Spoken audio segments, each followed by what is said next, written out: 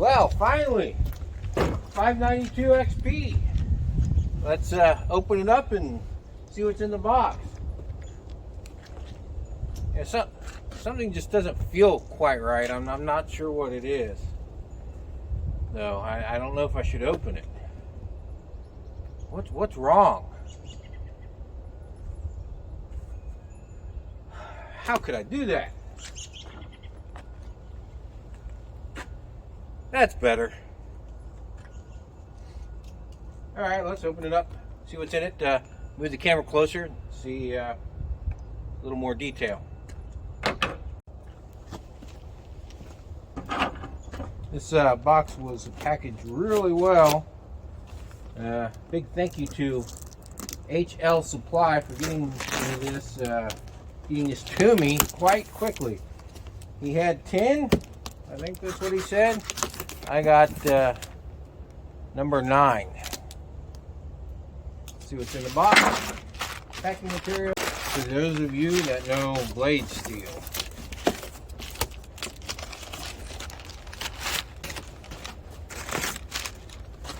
The big manual, which I'm sure is in 10 different languages.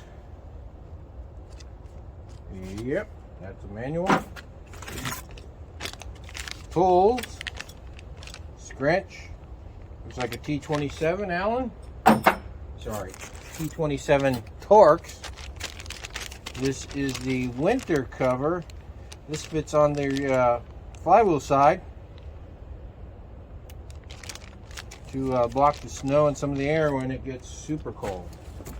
I said, ooh, that's nice looking. Not bad.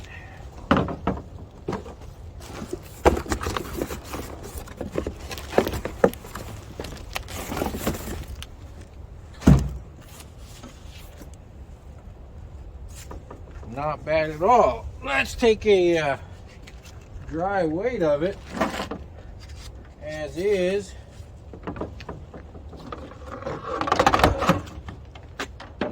See, you won't be able to see it in this light, but I'll just have to tell you, take a picture of it too. It is zeroed. Make sure it's zeroed here. Yeah. That is in pounds. Nothing on it. No fuel. Nope. It is 16 pounds, 15.2 ounces. Let's try it again. 16, 15 point. Well, it's saying 3 now, but I'm not worried about that. Here.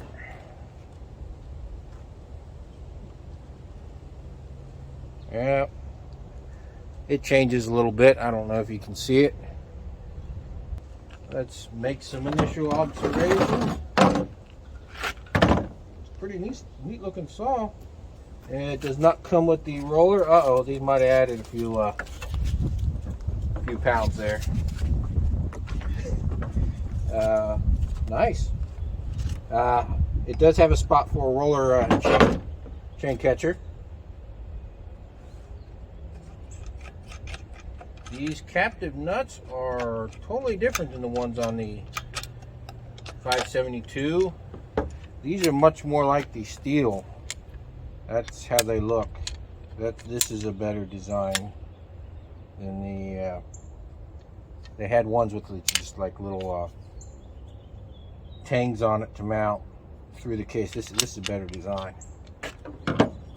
The only thing is you can't switch these out without drilling them out. These are... No, there's a snap ring,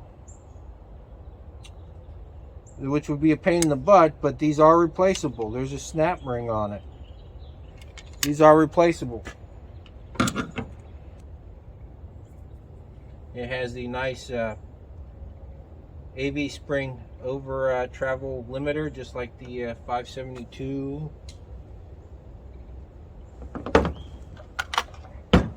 Vertical rear spring. That nice molded handle. Little rubber on it.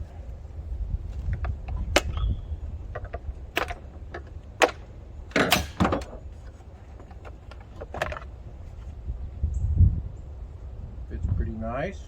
There's even rubber here. So that's going to seal. O-ring on the air filter, that is not going to leak. The seal will not leak if you get fines in. The only way I can see that occurring would be through the actual filter media itself. This is the white filter. I'm not sure if there's different for the XPG or not. Sometimes there is. And those usually are for colder climates and don't filter down to quite as fine of a micron. So if you have the blue intake here, that's probably going to be an XPG. Like to know if people have the XPG, if they use a different filter or not. Looks like this filter can be mounted pretty much any way you want. I could be wrong, but that's how it looks. Probably not like that, but there you go. That's quite a large intake. That's going to move air. The strato port's up here on top. That's decent size.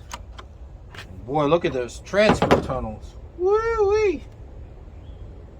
That should run pretty good out of the box. The stock felling spikes, dogs, aren't too bad looking. I think for a saw this size, they should be larger. Those are pretty wimpy for a 90 plus cc saw. Heck, even for an 80. It has metal inserts for the handles, so they will not strip out as easy. Some of the 3 Series Husqvarnas did not. They would strip. Everything, all the fasteners look to be T27.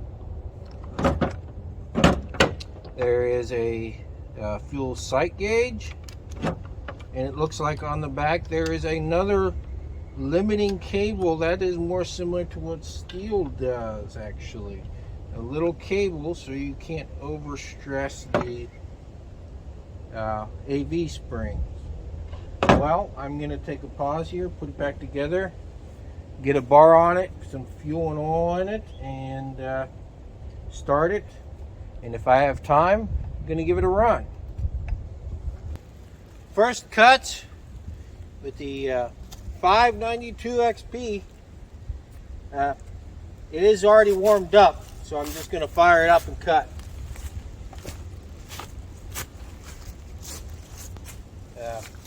This is kind of a small log. It is quite hard. I'll probably do a noodle cut here, and well, we'll go from there. It is what it is.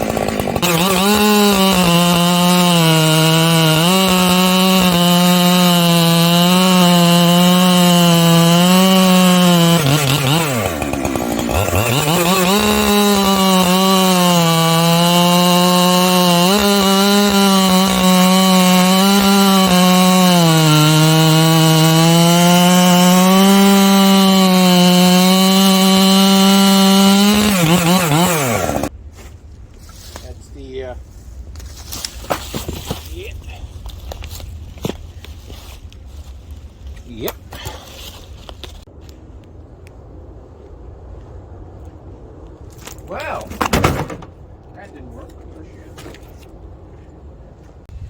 Well, finally, the 560